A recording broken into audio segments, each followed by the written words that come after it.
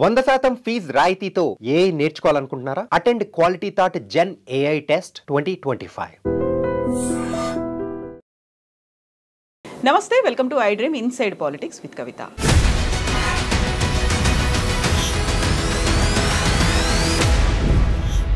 ఇటీవలే కేంద్రం ప్రకటించినటువంటి పద్మ పురస్కారాల్లో తెలంగాణకి అన్యాయం జరిగింది. గద్దరికి అవార్డు ఇవ్వమని మేము పేరుని సిఫార్సు చేసినప్పటికీ కేంద్రం ఎందుకని సైడ్ లైన్ చేసింది అనేటువంటి సీఎం రేవంత్ రెడ్డి క్వశ్చన్కి కేంద్ర మంత్రి బండి సంజయ్ ఇచ్చినటువంటి సమాధానం పెద్ద దుమారం రేపుతోంది. యాక్చువల్గా గద్దరికి అవార్డు ఎందుకు ఇవ్వాలి, కేంద్ర ప్రభుత్వం ఎందుకని ఇవ్వలేకపోయింది? మనతో పాటుగా ఉన్నారు పొలిటికల్ అనలిస్ట్ ప్రకాష్ గారు. ప్రకాష్ గారు నమస్కారం. మనం గతంలో గద్దరికి సంబంధించి బోల్డ్ అన్ని అంశాల గురించి చర్చించుకున్నాం. కాకుంటే వాటన్నిటికీ మించి ఈసారి ఎందుకని ఇంత పెద్ద ఎత్తున వివాదం చెలరేగుతోంది?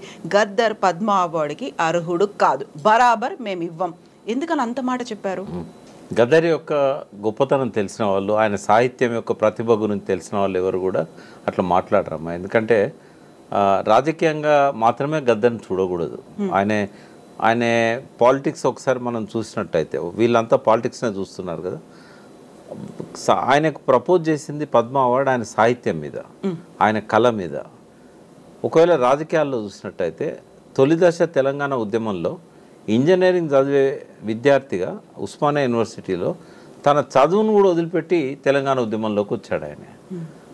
ఆ తర్వాత ఆయన ఇంజనీరింగ్ కంప్లీట్ చేయలేకపోయాడు. తర్వాత అప్పుడున్న ఇంటర్మీడియట్ క్వాలిఫికేషన్తో ఓ బ్యాంక్ జాబ్ వస్తే ఆ బ్యాంకులో ఉండి విప్లవోద్యమంతో ప్రభావితమై సమాజం మార్పు కోసం ఆయన విప్లవాల బాటలో వెళ్ళిపోయాడు.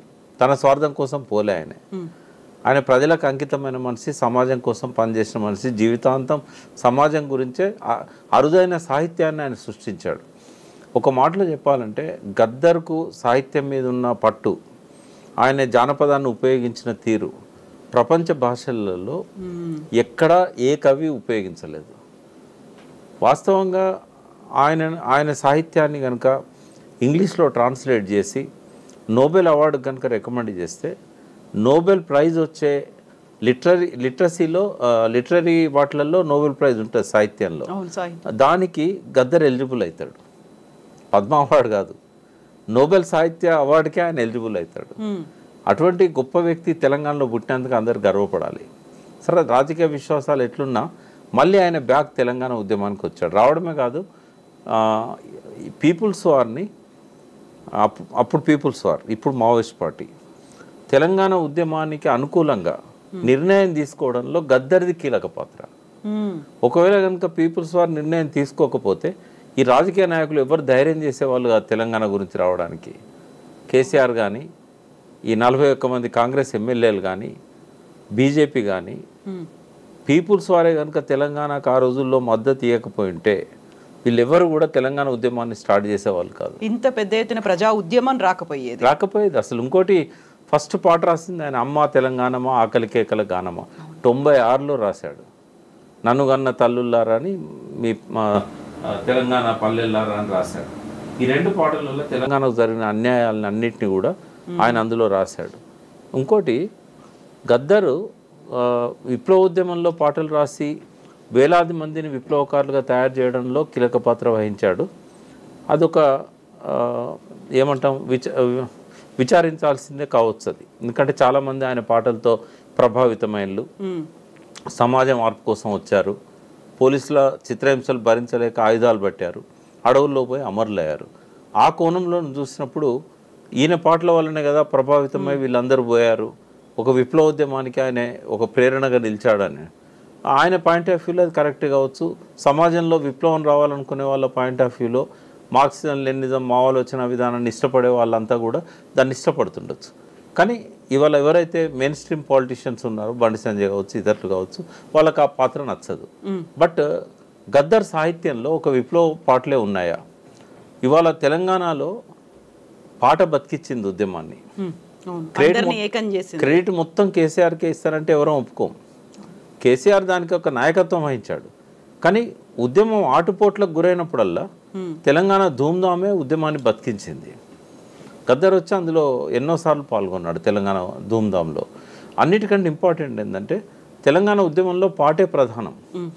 ఆ పాటకు జీవం పోసింది గద్దర్. ఆయనే ఈ కవులకు అందరికీ ప్రేరణగా నిలిచాడు. ఒక గద్దర్ లేనిది అందశ్రీ లేడు, గద్దర్ లేనిది మిఠపల్లి సురేందర్ లేడు, రసమై బాలకిషన్ లేడు, వరంగల్ శ్రీనివాస్ లేడు. ఈ తరాన్ని అంతా కూడా ప్రభావితం చేసింది గద్దర్. మరి ఆ పాటలే కదా తెలంగాణ రావడానికి కారణమైనవి. కాబట్టి ఒక తెలంగాణ బిడ్డగా, ఒక గొప్ప సాహితీవేత్తగా, కళాకారునిగా ఆ గద్దర్ను మనం పద్మతో ఏవైతే సన్మానించుకుంటామో ఆయనకు పద్మ అవార్డు ఇవ్వాలని ప్రభుత్వం రిఫర్ చేయడం ఏదైతే ఉన్నదో ఆ తెలంగాణ 3.5 కోట్ల ప్రజల ఆకాంక్ష. అది ఎవరు కూడా దాన్ని కాదనరు. ఎవరైతే ఆయన గురించి అర్థం కాదో, ఆయన గురించి అవగాహన లేదో, ఆయన ఇది ఒక్క కోణంలో నుంచి ఆయన చూస్తారో వాళ్ళు మాత్రమే వద్దంటారు. మీకెందుకు గద్దర్ అవార్డ్స్, నంది అవార్డ్స్ స్థానంలో గద్దర్ అవార్డు ఇస్తానన్నప్పుడు అక్కడ కూడా ప్రతిఘటన వచ్చింది. మనం లాస్ట్ టైం మాట్లాడుకున్నాం. కొంతమంది సినిమా వాళ్ళు కానీ బయట వాళ్ళు కానీ ఆయన పేరు మీద ఎందుకు అని చెప్పి సినిమాలతో ఏం సంబంధం అని అన్నారు. బట్ ఆయనకు కూడా 2 సార్లు నంది అవార్డులు వచ్చాయి. అయితే ఆయనే గొప్ప సినిమా సాహిత్యాన్ని కూడా సృష్టించాడు. ఆయన రాసిన చెల్లెమ్మ అనే ఒక పాట ఉంది కదా, మల్లెతీగకు పందిరివోలు అనే పాట, దానికి నంది అవార్డు వచ్చింది. తర్వాత ఇంకొక పాటకు కూడా వచ్చింది. చాలా మంచి పాటలు రాశాడు సినిమాల్లో కూడా. రంగుల కళ కాలం నాటి, బండెనక బండి గట్టి, మా భూమి, రంగుల కళలో 3 పాటలు, ఇట్లా చాలా పాటలు రాశాడు ఆయన.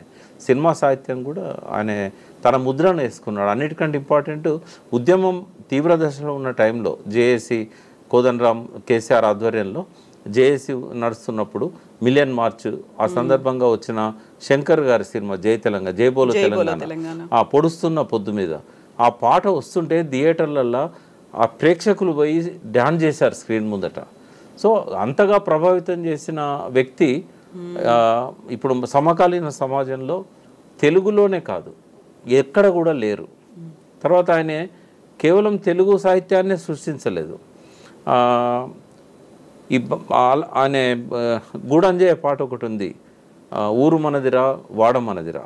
ఈ పాటను హిందీలోకి తనే ట్రాన్స్లేట్ చేసి జులుం క్యారే జాలిం కోన్రే అని చెప్పి ఆయన ఏ గావ్ హమారా ఏ గల్లీ హమారా అని ఆయన రాసిన పాట భారతదేశం మొత్తం ప్రచారమైంది హిందీలో. తర్వాత ఆయన అండర్ గ్రౌండ్లో ఉన్నప్పుడు, రహస్య జీవితంలో ఉన్నప్పుడు పీపుల్స్ వార్లో దేశమంతా తిరిగి ప్రజలను చైతన్యవంతులను చేసే పాటలు రాశాడు, పాడాడు.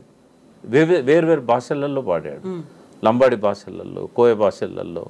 కాబట్టి అంతగా ప్రభావితం చేసిన వ్యక్తి ఈ కాలంలో అయితే ఎవరు లేరు. కాబట్టి ఆయన రికమెండ్ చేయడం అనేది 100% కరెక్ట్. ఎవరైతే విమర్శిస్తున్నారో వాళ్ళ విమర్శలు వెనక్కి తీసుకోవాలని కోరుతున్నాను నేను. అయితే బుల్లెట్తోనే రాజ్యం స్థాపన జరుగుతుంది అని అడవుల బాట పట్టి ఎంతోమంది యువతని అడవుల బాట పట్టించిన తర్వాత మా నాయకులు, మా విద్యార్థి నాయకులు, మా బీజేపీ లీడర్లు ఆయన మాటల వల్ల హత్యకు గురైపోయారు, ఈయన వల్లే వాళ్ళు చంపబడ్డారు అనే మాట బండి సంజయ్ అంటూ ఉంటే, ఇంకొక బీజేపీ లీడర్ ఆయన్ని ఎల్టీటీఈ తీవ్రవాదితో పోల్చడం, నయీం కంటే కూడా మించినటువంటి ఉగ్రవాది అనడం, అలాంటి వాళ్లకు మేము పద్మ పురస్కారాలు ఇచ్చి సత్కరించాలా అనే ఒక మాట. ఇప్పుడు ప్రభుత్వ అవార్డు, అది బీజేపీ అవార్డు కాదు కదా. ఇప్పుడు బీజేపీ పార్టీ తను పార్టీ సిద్ధాంతాలకు అనుకూలంగా ఉన్న వాళ్ళకే ఇస్తున్నారా? మరి ఇప్పుడు ఒక సాహితీవేత్తగా చూడాలి గద్దర్ని. ఆయన జీవితంలో అదొక ముఖ్యమైన భాగమే కావచ్చు. బట్ ఆ చావులో ఆయన ఏం చంపాలనలే కదా, ఆయన ఆ సిద్ధాంతాన్ని ఇష్టపడ్డాడు. But at the same time 25 ఏళ్ళ కింద ఆయన రిజైన్ చేసి బయటకు వచ్చాడు కదా ఆ పార్టీలోంచి. ఆయన చనిపోయేదాకా మావోయిస్ట్గా లేడు కదా. ఆయన మీద కాల్పులు జరిగిన ఆ టైంలోనే ఆయన ఆ పార్టీ నుంచి బయటకు వచ్చాడు. ఆయన ఆ పార్టీలో లేడు. ఆయన లేనప్పుడు ఆ తర్వాత ఆయన సృష్టించిన తెలంగాణ సాహిత్యాన్ని చూడొచ్చు కదా. పాత చరిత్ర ఎందుకు చూడాలి? అందులో ఆయన చివరి రోజుల్లో ముచ్చింతల సమతామూర్తి దగ్గరికి వెళ్ళి అక్కడ పాట కట్టి డాన్స్ చేశాడు, యాదాద్రికి వెళ్ళి అక్కడ దండం పెట్టుకున్నాడు. అది ఇప్పుడు చంద్రబాబుతో కలిసి స్టేజ్ మీద పాల్గొన్నాడు, రాహుల్ గాంధీ ఆయన చెంప ముద్దాడిండు. అంటే నేను అనేది ఏంటంటే ఆయన భావజాలాన్ని మార్చుకున్నాడు. అంటే విద్యార్థి దశలో కావచ్చు, యువకునిగా ఉన్నప్పుడు కావచ్చు, చాలా ఎమోషనల్గా ఉంటారు. బట్ ఆయన జీవితంలో చివరి అంకం ఏదైతుందో అది చాలా ఇంపార్టెంట్. అది తెలంగాణ ఉద్యమానికి ఊపిరి ఊదిన వ్యక్తి ఆయన. కాబట్టి ఆ బండి సంజయ్ గారు ఆ విమర్శను వెనక్కి తీసుకోవాలని కోరుతున్నా. ఇంకోటి, ప్రతిభకు ఈ రాజకీయాలకు ముడిపెట్టకూడదు. సాహిత్య ప్రతిభ కదా. ఎందుకు గద్దర్కు పద్మ అవార్డు ఇవ్వాలంటే గద్దర్ సృష్టించినంత సాహిత్యం ఇంకోరెవరు సృష్టించలేదు. ఆయన 2 వాల్యూమ్స్ వేశాడు ఆయన రచనలన్నీ. ఆయన కొడుకు సూర్య దాన్ని ట్రస్ట్ పేరు మీద రిలీజ్ చేశారు. అసలు ఎంత ఒక్కొక్క పాటలో ఆయన రాసిన సిరిమల్లె చెట్టు కింద లచ్చమమ్మ అని వాళ్ళ అమ్మ పేరు లచ్చమమ్మ. శివరాత్రి వచ్చింది జాగారం ఉండాలి, నీ బతుకంతా అమావాస్య లచ్చమమ్మ, నీ బతుకంతా జాగారమే లచ్చమమ్మ అని. అంటే ఒక సామాన్య కూలి తల్లి ఎన్ని బాధలు పడుతున్నదో రాశాడు. అందులో ఏం విప్లవం ఉంది? ఇట్లా ఎన్నో పాటలు ఆయన చాలా అద్భుతమైన సాహిత్యాన్ని ఆయన సృష్టించాడు. ఆయన ముట్టుకొని అంశం లేదు ఆయన సాహిత్యంలో. ఆయన పాయకాన మీద రాశాడు, చీపిరి మీద రాశాడు.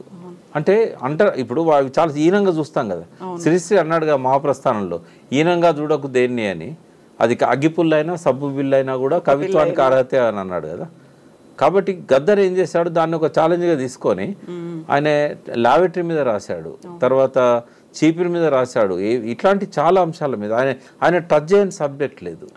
అటువంటప్పుడు ఆయనను ఒకే కోణంలో నేను చూడడం అనేది కరెక్ట్ కాదు. అది నువ్వు మార్క్సిజాన్ని విమర్శించుకో, మావోయిజాన్ని విమర్శించుకో, కానీ ట్రాన్స్ఫార్మ్ అయ్యాడు కదా గద్దర్. ఒక గొప్ప కాజ్ కోసము పీపుల్స్ వారిని వదిలిపెట్టాడు కదా తెలంగాణ ఉద్యమం కోసం. మరి అది చూడాల్సిన అవసరం ఉంది కదా. ఆ తెలంగాణ ఉద్యమమే లేకపోతే నువ్వు బండి సంజయ్కి మంత్రి పదవి ఎక్కడిది, కిషన్ రెడ్డికి మంత్రి పదవి ఎక్కడిది, ఇవాళ రేవంత్ రెడ్డికి ముఖ్యమంత్రి పదవి ఎక్కడిది? ఆ తెలంగాణకు ప్రేరణనిచ్చింది గద్దర్ కదా.